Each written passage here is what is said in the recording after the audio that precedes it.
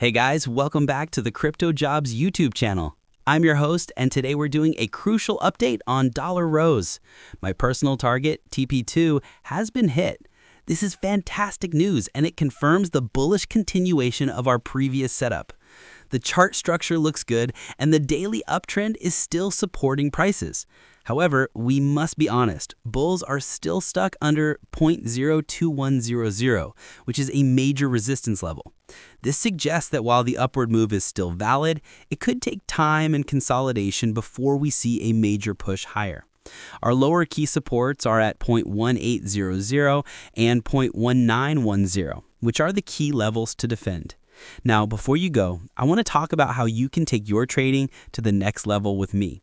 I'm running a free Telegram channel for all my quick updates and market insights, and my free VIP group for even more setups and a closer look at our trading strategy. The links for both are right in the description. Peace out.